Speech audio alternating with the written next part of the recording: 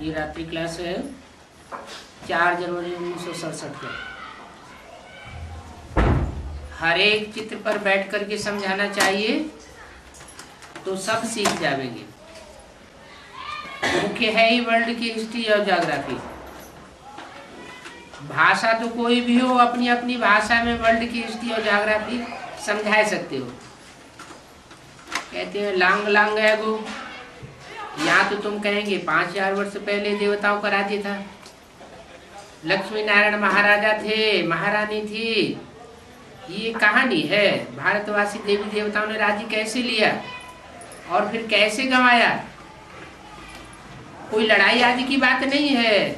माया ते हारे हार, फिर माया ते जीते जीत। फिर कहते हैं मन के हारे हार और मन के जीते जीत। माया कहा जाता है रावण को। बरोबर इन्होंने राज्य किया था। भारत में 21 पीढ़ी मशहूर है। अकाल मृत्यु का वहां होती नहीं है, इसलिए 21 पीढ़ी कहा जाता है।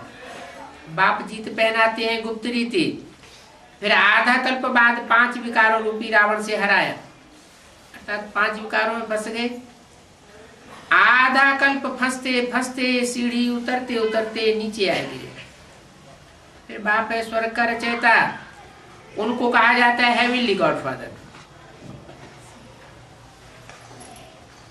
किनको? जो स्वर्ग को रचते हैं, रचयिता हैं, उनको हेवनली गॉडफादर कहा जाता है। जो चीज नहीं होती है उसको रचा जाता है। रचने वाला भी साकार होता है और रचना भी साकार होती है। तो मनुष्यों को पवित्र जरूर बनाते होंगे। हेवन कहा जाता है क्योंकि वहां तो होते ही है निर्विकारी। विकारी बनने से फिर हार हो जाती है, निर्विकारी बनने से जीत होती है। कितना सहज समझाया जाता है। बाप के बच्चे बने हो तो बाप की श्रीमत पर चलना पड़े। यह है ईश्वरीय मशीनरी, दैवी धर्म स्थापना की मशीनरी है। बाप बैठ बच्चों द्वारा स्थापना कराते हैं। कई की स्थापना कराते हैं? स्वर्ग की स्थापना कराते हैं। बाप बैठ क्या क्या परमधाम में जाके बैठ जाते हैं? बाप बैठ, इसका मतलब यह है कोई तन में बैठ करके बच्चों के द्वारा स्वर्ग की स्थापना, स्वर्गीय संगठन की तैयारी कराते हैं। करण करावनहार भी कहा जाता है। करते भी है और कराते भी है। करते किसके द्वारा है? ब्रह्मा द्वारा करके दिखाते हैं और फिर बाप के रूप में करावनहार बनते हैं। करते नहीं है लेकिन बच्चों से कराते हैं। ब्रह्मा ने हर कार्य स्वयं किया। ये अपेक्षा बच्चों से नहीं की कि बच्चे करें या न करें। गुण धारण करना है, गुण लेना है, गुणों का दान करना है, तो बच्चों से अपेक्षा नहीं की, खुद करके दिखाया। वो माता का पार्ट था और ये बाप का पार्ट है। ये करके दिखाएगा, ये ऐसा नहीं है खुद करे या न करे, लेकिन बच्चों से कराएगा जरूर। तो मूल बात है देही अभिमानी बनने की।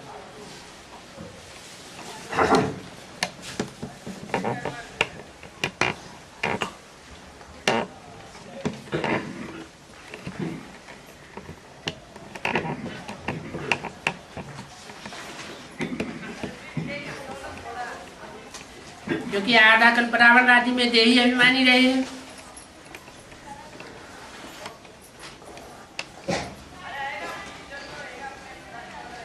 न आधा कल्प रावण राज्य में देह अभिमानी रहे हैं। सत्युग में भले देही अभिमानी रहते हैं, परंतु बाप का पता नहीं रहता है। और अभी तो हम देही अभिमानी भी हैं, प्रैक्टिस करते हैं और बाप का भी हमको पता है। फिर माया आकर के वायलोरा डालती है, माया भुला देती है, बार बार अनिश्चय पैदा करती है। किसके ऊपर? बाप के ऊपर। बाप को भुलाती है तो माया जरूर अपना बनावेगी। अभी तुम बाप को जान जाते हो, जानते हो तो कितनी खुशी होती है। डाढ़े का वर्षा भी बहुत सहज है, भारत में बिल्कुल मशहूर है। तुम सबका हक लगता है, काय के ऊपर? बाप के वर्षे के ऊपर नहीं, डाढ़े के वर्षे के ऊपर। कोई भी बच्चे को बाप अपना वर्षा दे या न दे, लेकिन डाढ़े की मिल्कियत उसको देनी ही पड़ेगी। तो ये परंपरा कहाँ से चलती है? कैसे? बाप कह देना तो आसान, ये संगम युग से परंपरा पड़ती है, रट गया। लेकिन कैसे? इस संगम में बाप शुक्लादि से भी को डाढ़े का वर्षा जरूर मिलेगा, बाप का वर्षा मिले या न मिले। तो कैसे? संगम में बाप शुक्लादि। अभी ब्रह्मा हमारा बाप हुआ, और उसका बाप कौन था? प्रजापिता यज्ञ की आदि में। तो प्रजापिता यज्ञ की आदि में जो था वो डाढ़े हुआ। डाढ़े का वर्षा हम बच्चों को मिलता जरूर है। बाप अर्थात ब्रह्मा का वर्षा मिले या न मिले।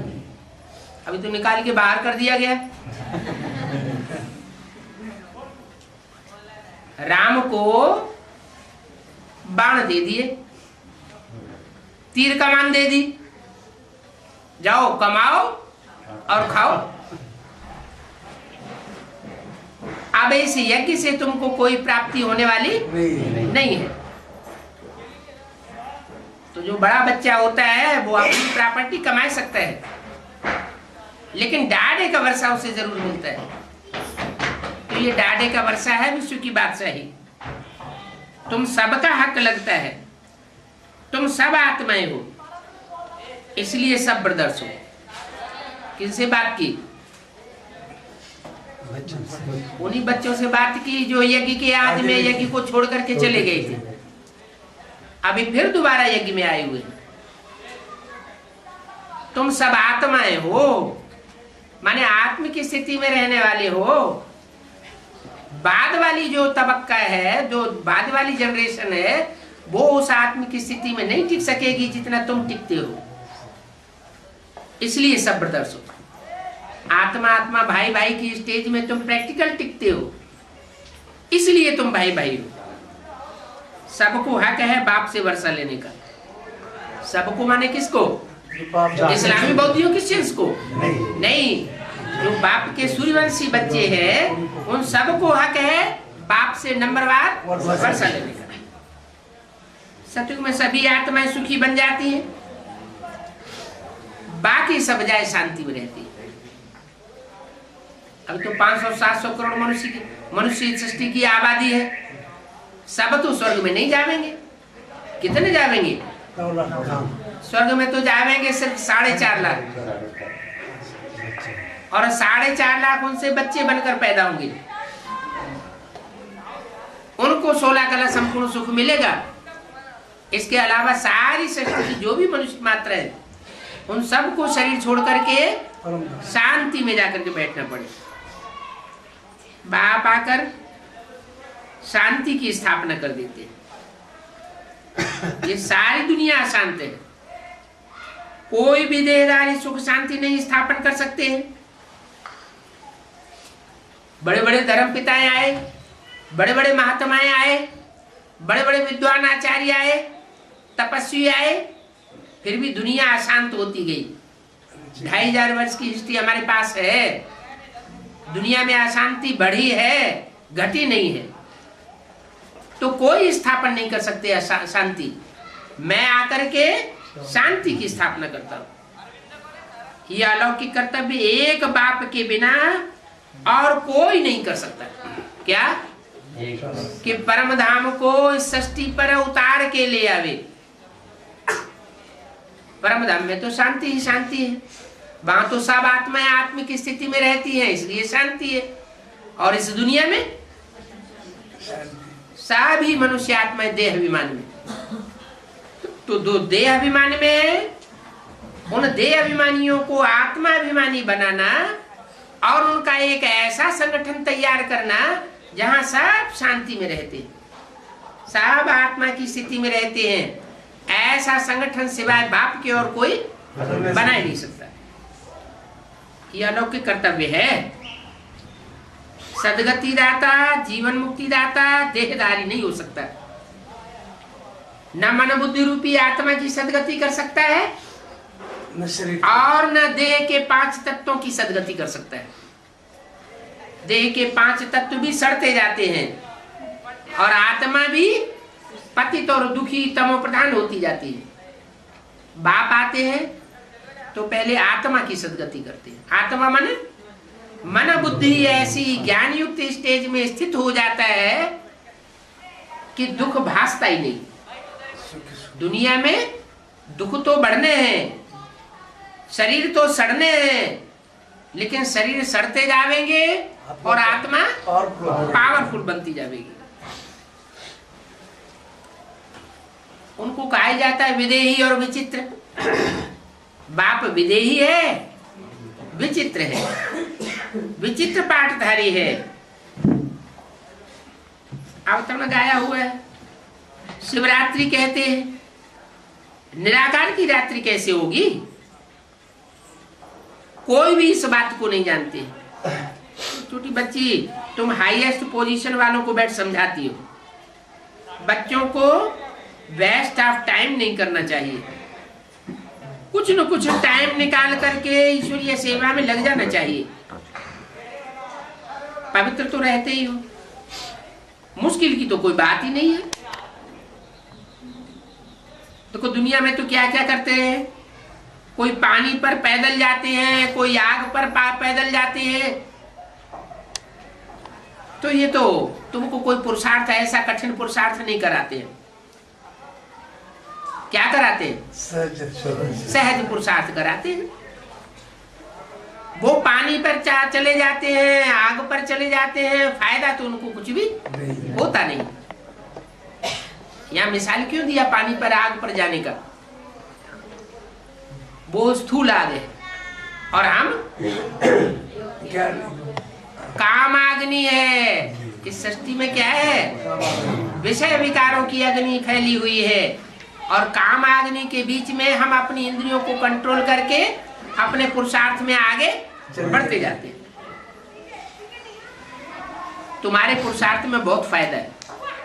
वो अग्नि पर चलते हैं, उनको कोई फायदा नहीं है।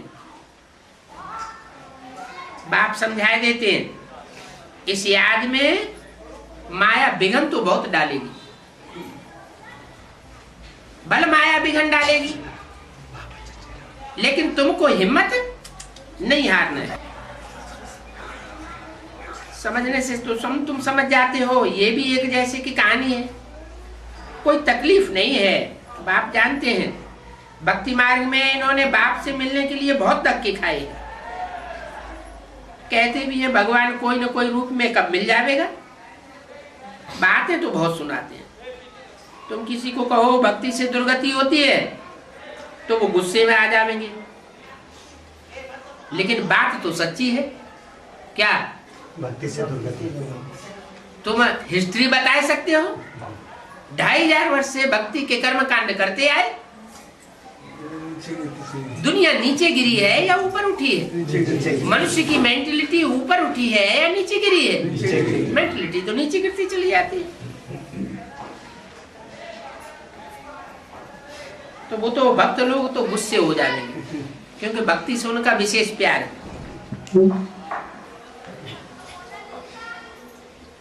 उनको बताओ, अरे तुम कहते हो भक्तों को भगवान आकर के सदगति देते हैं, तो भगवान आकर के कैसे सदगति देंगे? दुर्गति में पड़े हुए हैं तभी तो सदगति देंगे। तो भक्ति से दुर्गति हुई ना। तो बाप युक्तियां बहुत समझाते रहते हैं।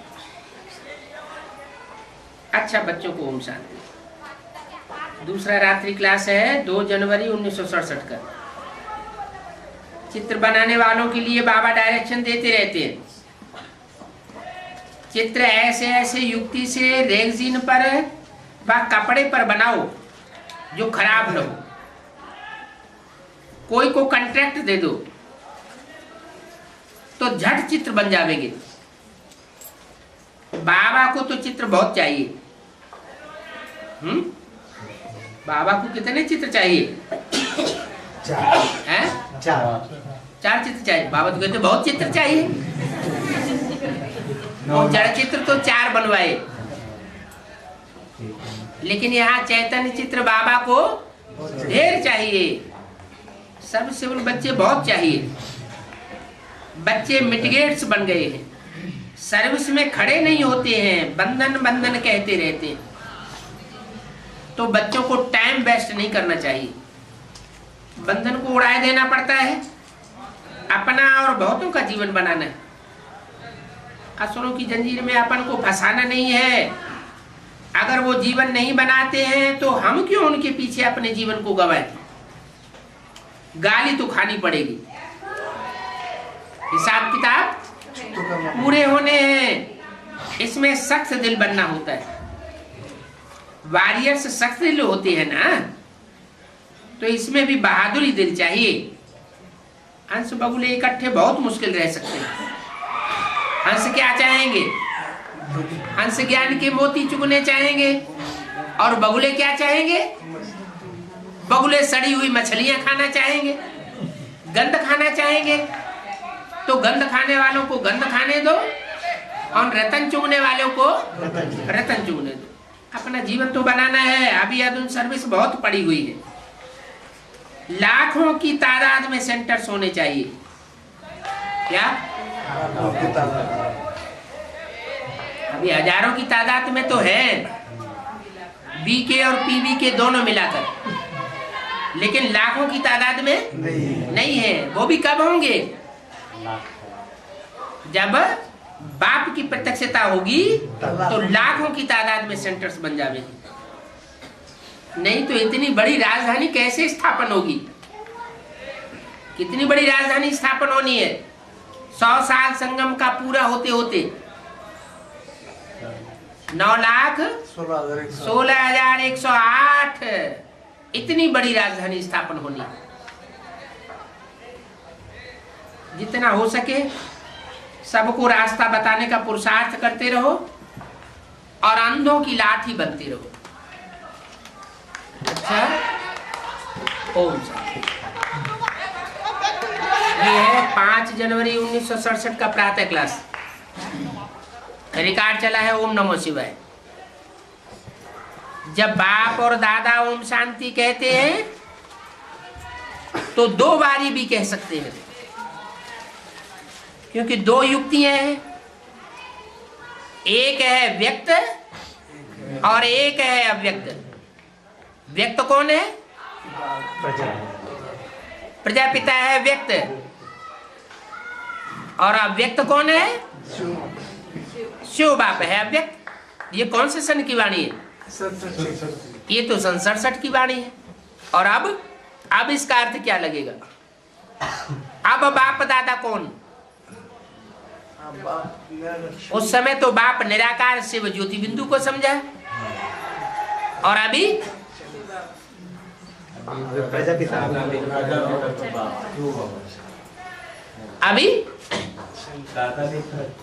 राम वाली आत्मा।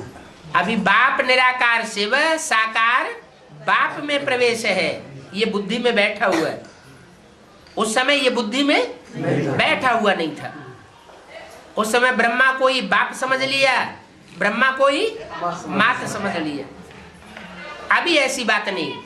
अभी हम जानते हैं कि राम वाली आत्मा के थ्रू शिव बाप का पार्ट बजाते, और कृष्ण वाली आत्मा के थ्रू मृदुल पार्ट माता का बजाते हैं। तो एक है बाप और दूसरा है दादा। दादा कैसे?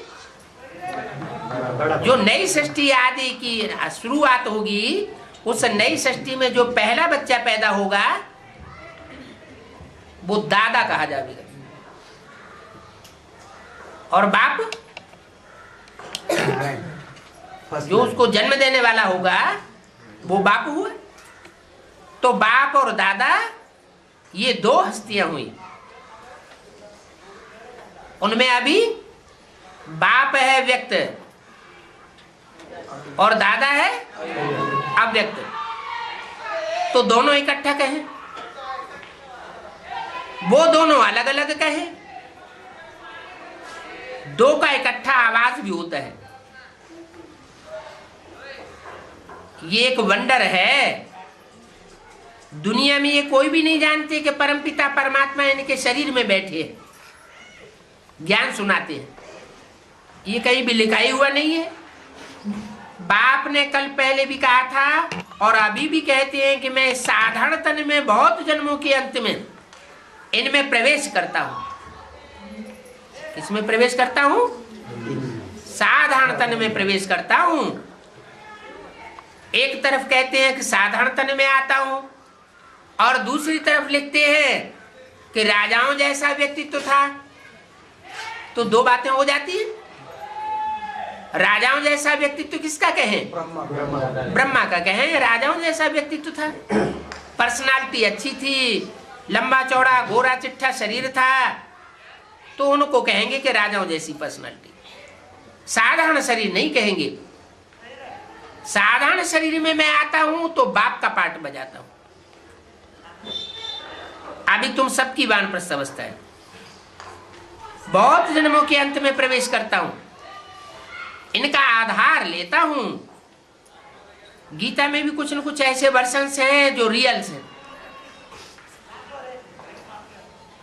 गीता में भी तो आया है कि मैं साधारण तन में आता हूं।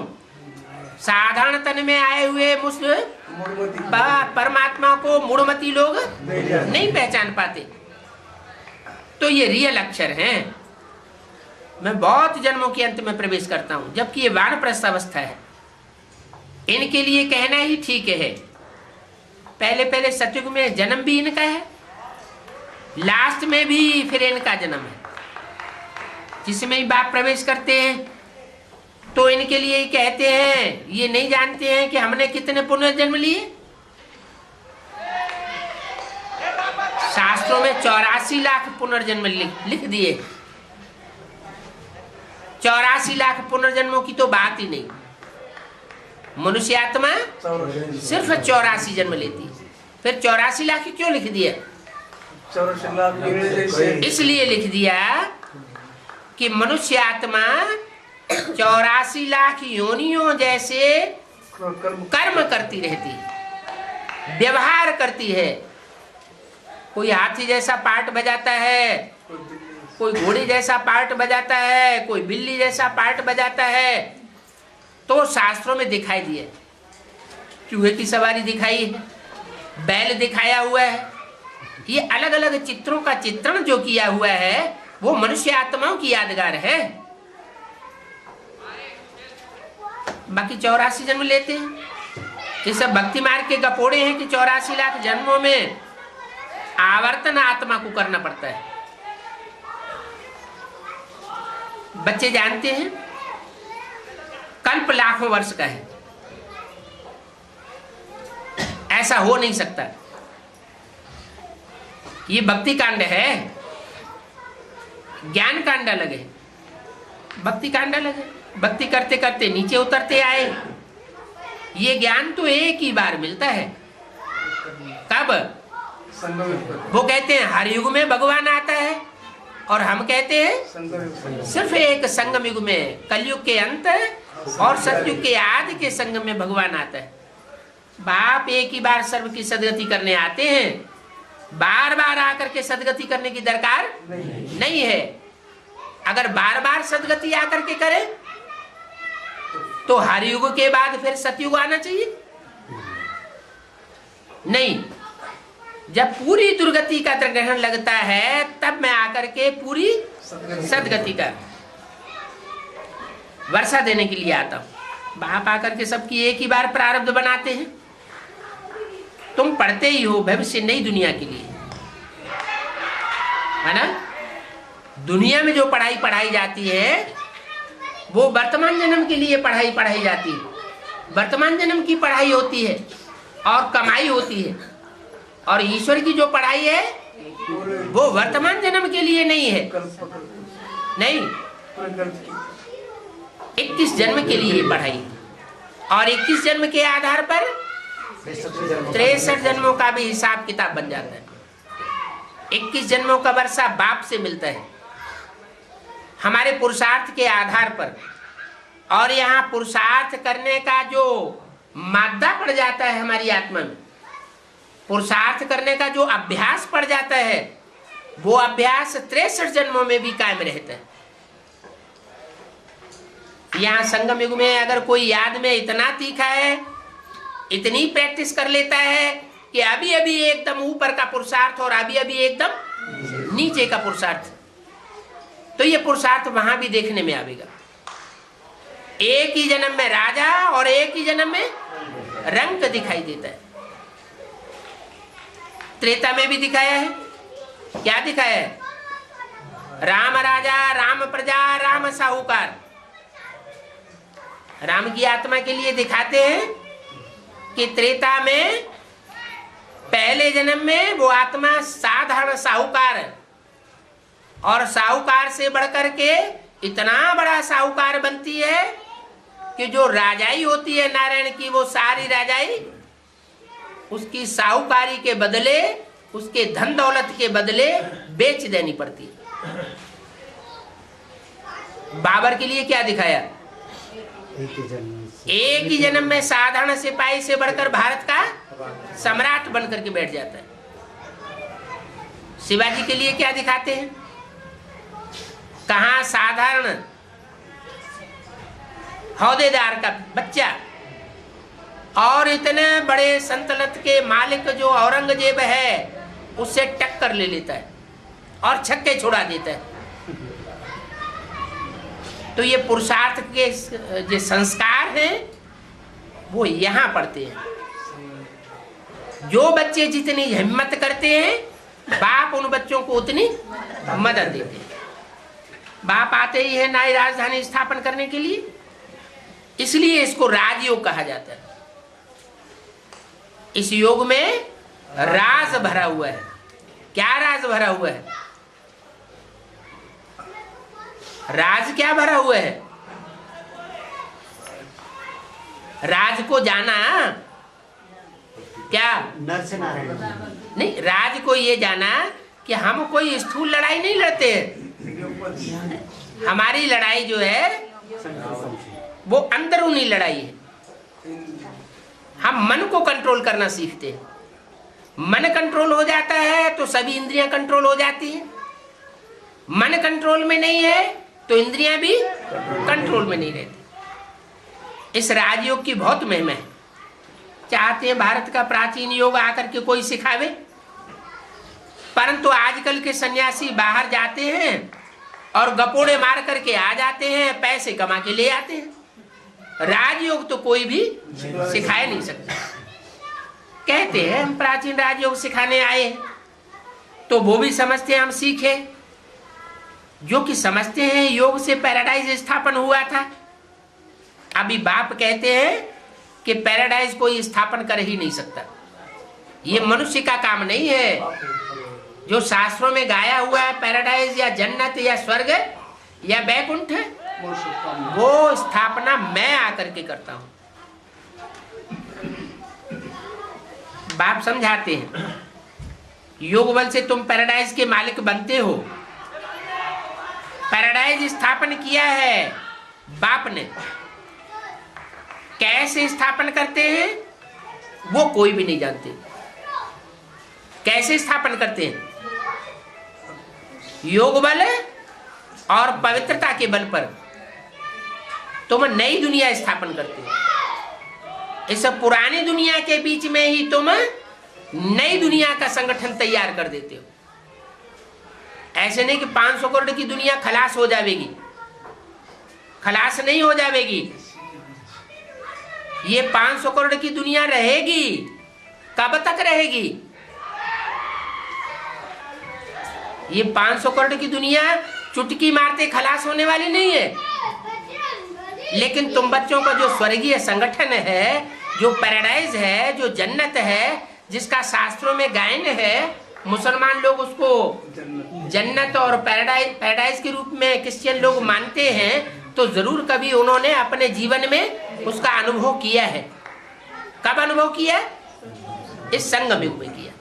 उनके कानों ने सुना है, उनकी आंखों ने देखा है तो जो अनुभव है वो शास्त्रों में लिखा हुआ है। तो वो ये सब टाइम अभी है, ऐसे नहीं कि 500 करोड़ की दुनिया खलास हो जाएगी, रहेगी भी, लेकिन हमेशा नहीं रहेगी।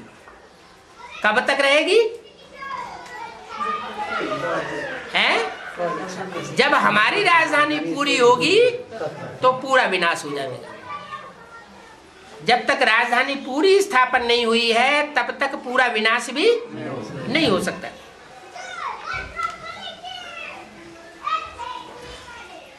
आजकल एडल्ट्रेशन करप्शन तो बहुत है। राजयोग रूहानी बाप ही सिखाते हैं, जिस्मानी कोई मनुष्य नहीं सिखा सकता। झूठे गपोड़े लगा देते। सबसे जास्ती एडल्ट्रेशन करप्शन इन गुरुओं ने फैलाया है।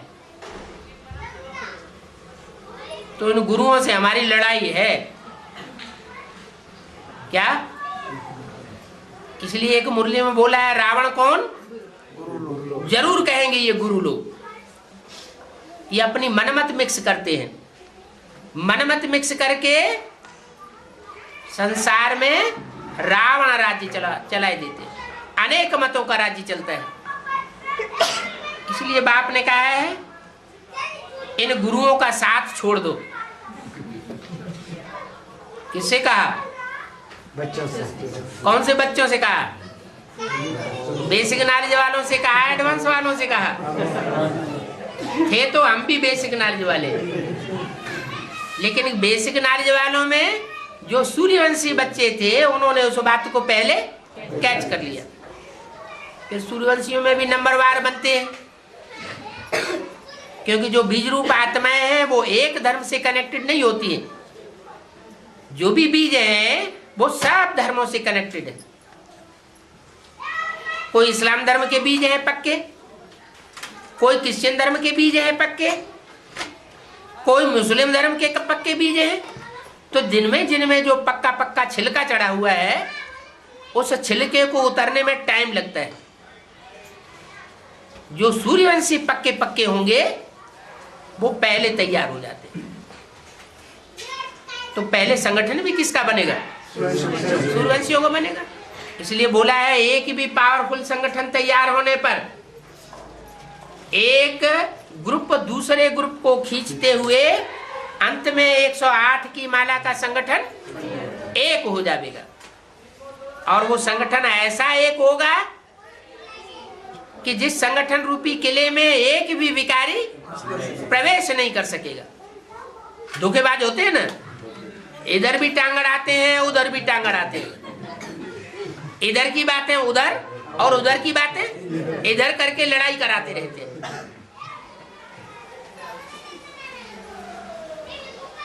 भारतवासियों को मुसलमान इसलिए काफर कहते हैं। क्या? काफर कहते हैं। एक जगह टिकते नहीं हैं। बाप कहते हैं तुम तो सूर्यवंशी देवी देवता थे और तुम तो असल देवी देवता सनातन धर्म के पक्के हो। जो असल पक्का होगा वो कभी कन्वर्ट होकर के इधर से उधर जा नहीं सकता। तो ये गुरु लोग पावन षष्ठी नहीं रचते हैं, ये तो अपनी मनमत चलाते हैं। अभी तुम जज करो कि बरोबर ऐसा है या नहीं है। मैं ही आकर के सब वेदों शास्त्रों का सार सुनाता हूं, तो जरूर वेदों शास्त्रों में सार है ना, है तो। लेकिन वेदों शास्त्रों का अर्थ जो है वो उन्होंने अपनी मनमत पर विकृत कर दिया। पहले शास्त्रों में सच्चाई थी, बाद में शास्त्र भी इंटरप्रिटेशन करने से झूठे हो गए। इनसे अल्पकाल क्षणभंगुर सुख मिलता है, और ज्ञान जो मैं तुमको सुनाता हूं उससे तुमको 21 जन्मों का सुख मिलता है। भक्ति मार्ग में अल्पकाल का क्षणभंगुर सुख ये है 21 पीढ़ी का सुख, और ये 21 पीढ़ी का सुख बाप ही आकर के देते हैं। बाप तुमको सदगति के लिए जो श्रीमत देते हैं वो सबसे न्यारी है। क्या? जितने भी मनुष्य मात्र गुरु हुए हैं उनकी मत के मुकाबले बाप की मत बिल्कुल न्यारी है। ये बाप सबकी दिल लेने वाला है। जैसे वो जड़ दिल वाला मंदिर है, ये फिर तुम्हारा चैतन्य दिल वाला मंदिर तैयार होने वाला है। जब तुम्हारा चैतन्य दिल वाला मंदिर तैयार हो जाएगा तो ये जड़ मंदिर, मस्जिद, गुरुद्वारे वगैरह सब चलने लग पड़ेंगे। तो कमी किस में हुई? हमारे अंदर कमी है, जड़ में कमी नहीं है। जड़ तो वो जड़ तो ही है, वो तो सुधरने वाला नहीं है। लेकिन जो चैतन्य आत्मा है वो अपने को ज्ञान से सुधार सकती है। तुम्हारी एक्यूरेट एक्टिविटी के चित्र बने हैं क्या? तुमने जो एक्यूरेट एक्टिविटी की है उसके आधार पर चरित्र को दिखाने वाले वो चित्र भक्ति मार्ग में बनाए गए। इस समय तुम्हारी एक्टिविटी चल रही है। दिलवाला बाप तुमको मिला है और वो दिलवाला बाप सबकी सदगति करने वाला है। माना 500 करोड़। क्या इस्लामियों बौद्धियों की भी करेगा? इस्लामी, बौद्धियों, क्रिश्चियन सब धर्मों की सदगति होनी है। कोई भी धर्म ऐसा नहीं रह जाएगा जो अपनी सात्विक स्टेज में न पहुंचे। हर धर्म पहले सतो प्रधान होता है, फिर रजो होता है, फिर तमो होता है। देवी देवता सनातन धर्म भी सतो प्रधान था, अभी तमो प्रधान बन गया। तो बाप आकर कहते हैं मैं सबकी सदगति करता हूं, मैं किसी की दुर्गति नहीं करता हूं। सबका दुख हरने वाला है और सबको सुख देने वाला है। तो कितना ऊंचते ऊंच बाप गाया हुआ है, ऊंचते ऊंच भगवान कहते हैं ना। शिव की महिमा देखो कितनी है। बल चित्रों में शंकर आदि के आगे भी शिव का चित्र दिखाई दिया है। क्यों दिखाया हुआ है? जैसे और देवताएं होते हैं वो भी शिव के मंदिर में चारों ओर बैठे हुए दिखाए जाते हैं, लेकिन मुख्य स्थान पर शंकर को भी दिखाते हैं। इसका क्या मतलब हुआ? कि सभी देवताएं जो हैं वो एक शिव की उपासना करते हैं।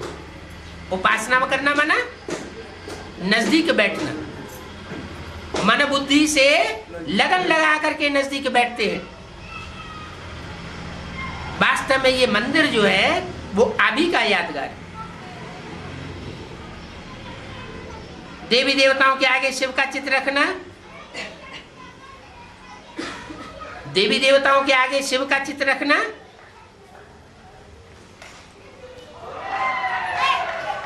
वास्तव में देवी देवताओं के आगे शिव का चित्र रखना निषेध है। माना देवी देवताओं के आगे शिव का चित्र नहीं रखना चाहिए। किसका रखना चाहिए?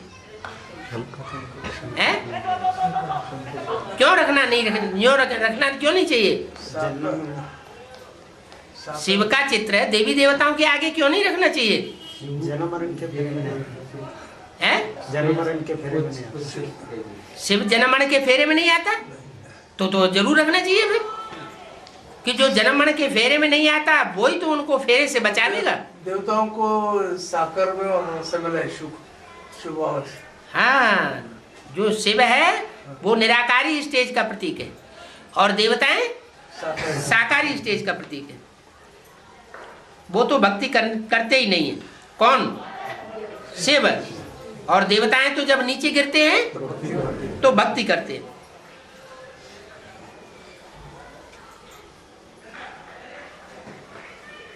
देवताएं जब नीचे गिरते हैं तब भक्ति करते हैं, जब देवता होते हैं तो भक्ति नहीं करते। सूत्र कर सकते हैं क्योंकि सन्यासी तो शिव आदि को जानते ही नहीं है। वो है ब्रह्मज्ञानी, तत्व ज्ञानी। क्या सन्यासी कौन? बाहर की दुनिया के तो सन्यासी शिव को पहचानते ही नहीं है। ये तो यहाँ की बात है कि यहाँ ब्राह्मणों की दुनिया में जो सन्यासी हैं, सन्यास आश्रम बना करके बैठे हुए हैं, वो शिव के असली स्वरूप को नहीं जानते। वो ब्रह्म ज्ञानी है। ब्रह्मा की जीवन कहानी को बतावेंगे लेकिन शिव की जीवन कहानी को नहीं बता सकते। जैसे ये आकाश तत्व है वैसे ही वो ब्रह्मा तत्व है। कहाँ बाप का पाठ और कहाँ ब्रह्मा का पाठ। जड़त्व बुद्धि में पाठ पढ़ाने वाली आत्मा कौन सी है? दोनों में ब्रह्मा। बाप जो है वो एक एक बात के हिज्जे हिज्जे करके बताता है। ब्रह्मा के मुकाबले तो सरस्वती की बुद्धि ज्यादा चलती थी। सरस्वती एक एक पॉइंट की गहराई में जाती थी। तो सरस्वती की सोल ज्यादा पावरफुल हो गई, इसलिए सरस्वती को आगे कर दिया। स्वर्ग का गेट कन्याएं माताएं खोलेंगी। तो बाप को तो याद करते नहीं ना। कौन?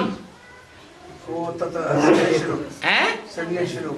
वो सन्यासी लोग बाप को याद नहीं करते हैं। अच्छा, ब्रह्मा याद करते थे? ब्रह्मा बाप को याद करते थे? विषय मिलने के बाद तो उन्होंने बाप से विषय मिलने के बाद तो उन्होंने वो बाप को याद कर। ब्रह्मा शिव को याद करते थे? करते थे। ज्योति बिंदु को याद करते थे धर्म पिताओं की तरह, या प्रैक्टिकल रूप को याद करते थे? हैं? ज्योति बिंदु को याद। ज्योति बिंदु को याद करते थे। तो जो भी ज्योति बिंदु को याद करने वाले हैं वो गुरुओं की कैटेगरी में आए या सदगुरु की कैटेगरी में आवेंगे? गुरुओं की कैटेगरी में आवे। जैसे और गुरु वैसे ब्रह्मा भी गुरु की कैटेगरी में हुआ। एक है सदगुरु और बाकी सब है गुरु। सतगुरु माने सच्चा गुरु और बाकी सब झूठे गुरु हो गए। उनको ये महामंत्र मिलता है। ये महामंत्र बाप आकर संगम युग पर देते हैं। कब?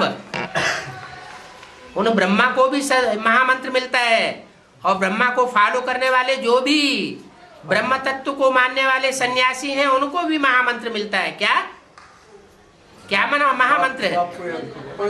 मन मना भव, मेरे मन में समा जा। अर्थात जो मेरे मन के अंदर संकल्प चलते हैं वही तेरे अंदर संकल्प चलना चाहिए। संकल्प मात्र भी विरोधाभास नहीं होना चाहिए। तो कैसे पता चलेगा? जरूर बाप प्रैक्टिकल में पार्ट बजाता है, तब पता चलता है कि बाप क्या चाहता है और बच्चे क्या करते हैं। श्रीमत क्या कहती है और मनुष्य मत और मनमत क्या कहती है। संकल्पों में भी एकाकार हो जाए, कर्मों में विरोधाभास, वाचा में विरोधाभास, इसका तो सवाल ही पैदा नहीं होता। इसलिए कहते हैं मैं तुम बच्चों को मच्छरों सदृश ले जाऊंगा। क्या? मच्छर माना जैसे मच्छर की कोई वैल्यू नहीं होती है। मच्छर आया बैठा और पट्ट से मार दिया। ऐसे ही तुम आत्माएं बन जावेंगे। ये देवहान की जो वैल्यू बनाई हुई है वो वैल्यू कुछ भी रहेगी नहीं। तो तुमको महामंत्र मिलता है, उनको भी महामंत्र मिलता है। ये बाप आकर संगम युग में महामंत्र देते हैं। सर्व का सदगति दाता वो बाप एक ही बार आकर के मन मना भव का मंत्र देते हैं कि देह सहित देह के सब धर्म त्याग, अपन को अशरीरी आत्मा समझो और मुझ बाप को याद करो।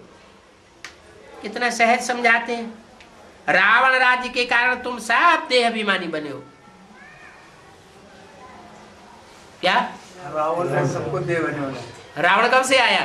द्वापर कब से शुरू हुआ? रावण आया तो कोई हस्ती आई होगी ना। द्वैत मत फैलाने वाला पहला धर्म पिता इब्राहिम आया, और जब से इब्राहिम आया तब से द्वैत शुरू हो गया।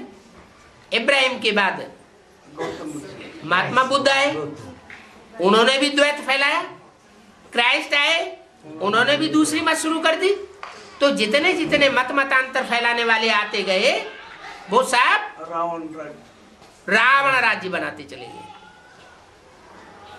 बाप कहते हैं आप अपन को आत्मा समझो, देह और देह के धर्मों को त्याग दो। तुम्हारी आत्मा में 63 जन्मों में खाद पड़ी है। कौन सी खाद पड़ी है? तांबे की और लोहे की खाद पड़ी है, जिसकी वैल्यू बहुत कम होती है। त्रेता में तो फिर भी चांदी की खाद पड़ती है, वो फिर भी वैल्यूबल है। लेकिन द्वापर युग से तांबे और लोहे की खाद पड़ी, तो तुम बहुत ही कम वैल्यू के बन गए। अब मैं आकर के तुमको हीरे जैसा बनाता हूं, ये खाद सारी निकल जाएगी। कैसे? कैसी याद से? सोने को, जो खाद वाला सोना होता है, 1, 2, 4, 8, 10 कैरेट का सोना होता है, उसको शुद्ध बनाने के लिए तीखी याद चाहिए, साधारण याद नहीं चाहिए। ये योग अग्नि है। वो अग्नि सुनार लोग जो जलाते हैं, वो बहुत तीखी अग्नि जलाते हैं, तब वो सोना पिघलता है, तब उसमें से खाद अलग होती है। यहाँ भी जो और धर्म की आत्माएं आई हैं, उनके संग के रंग की खाद जो पड़ी हुई है, वो अकेले एक बाप की याद से निकलेगी। अनेकों की याद से खाद पड़ गई और एक की याद से खाद निकलेगी। अभी भी क्या होता है, अभी याद करने बैठते हैं तो माया क्या करती है? हम बाप को याद करने बैठते हैं, दूसरे दूसरे रूप सामने आ जाते हैं। तो ये क्यों आते हैं?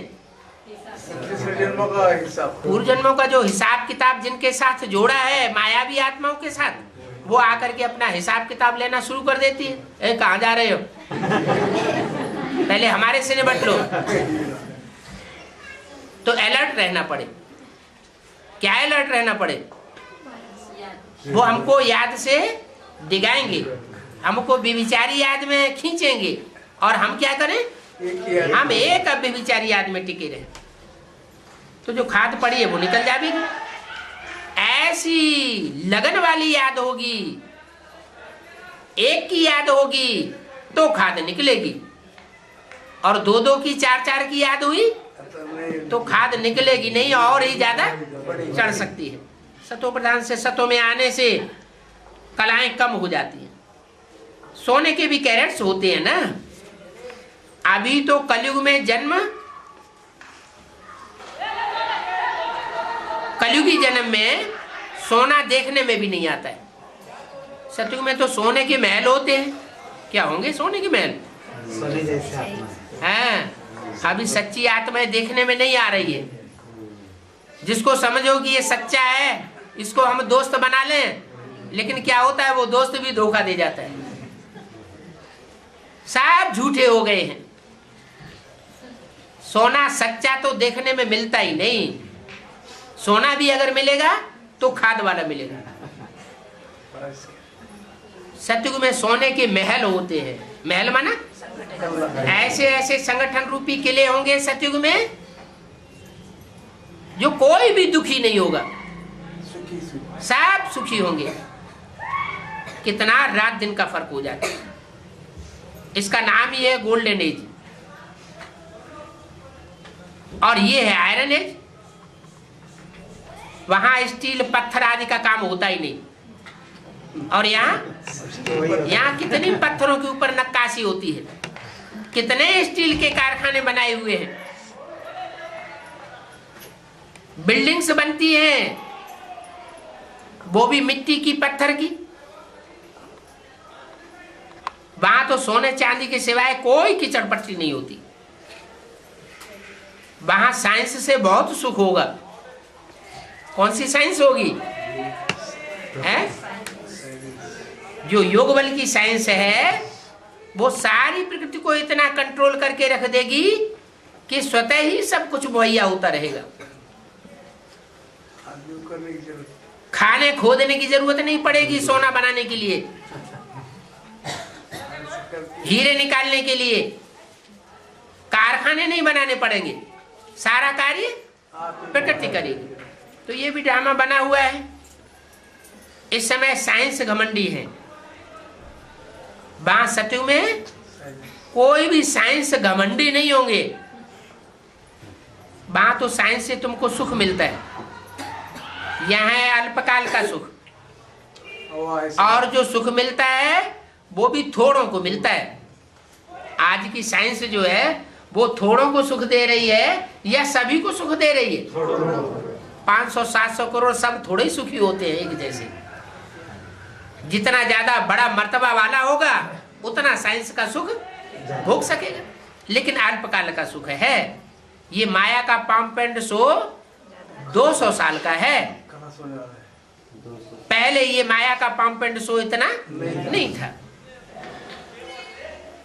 फिर इससे बड़ा भारी दुख भी मिलता है।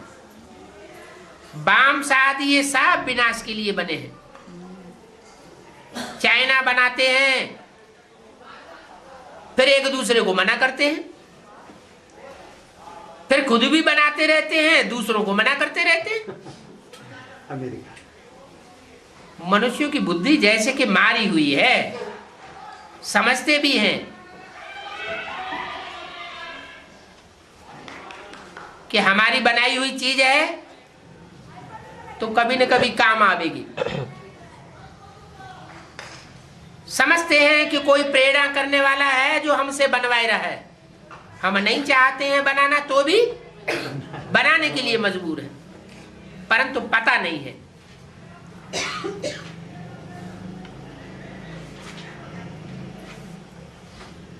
कि कौन प्रेरणा करने वाला है। हम बनाने के सिवाय रह नहीं सकते हैं। वो तो स्थूल बम्बों की बात हुई, और यहाँ है ज्ञान के बम। जो ज्ञान के बम हैं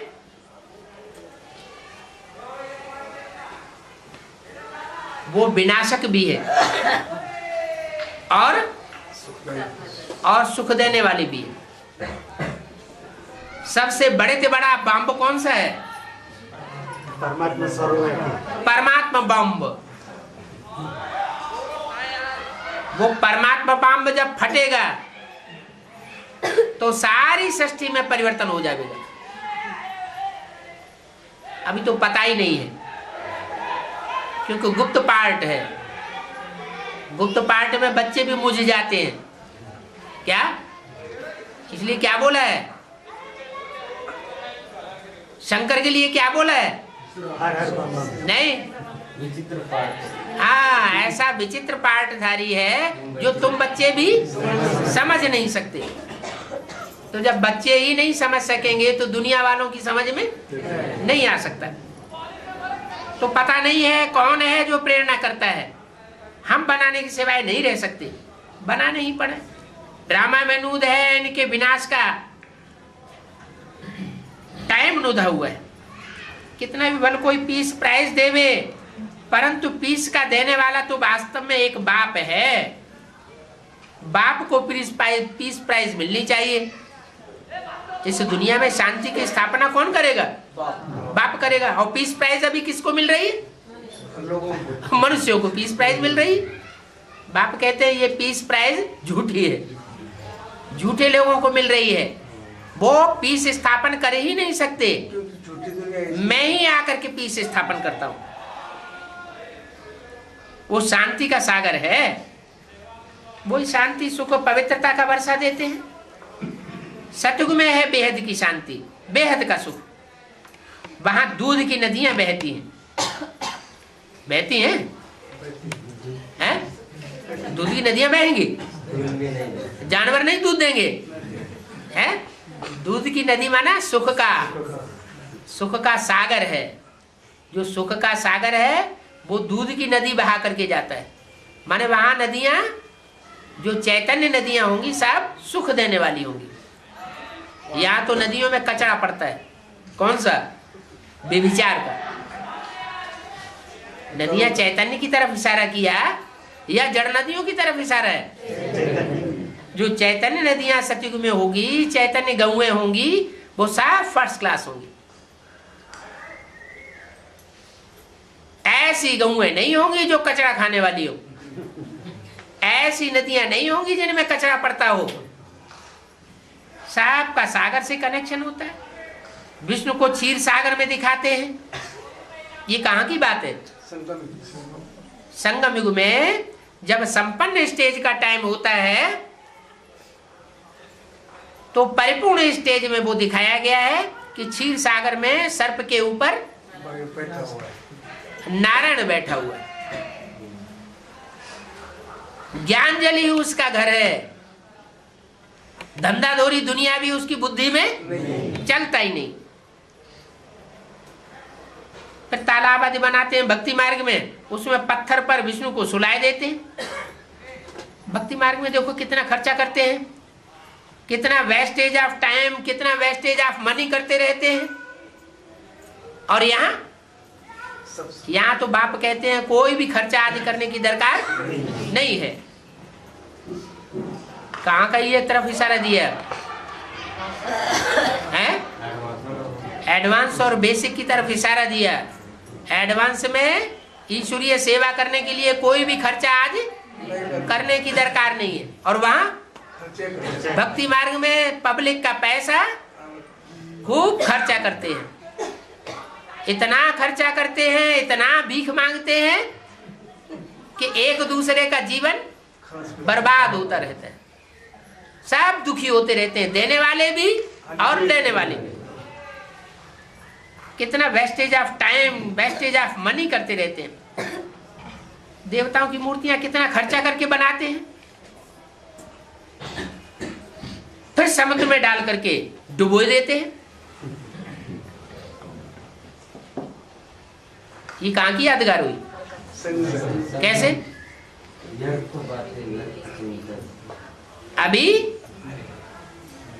अभी मूर्तियां तैयार हो रही है, अनेक अनेक मूर्तियां बनाते हैं।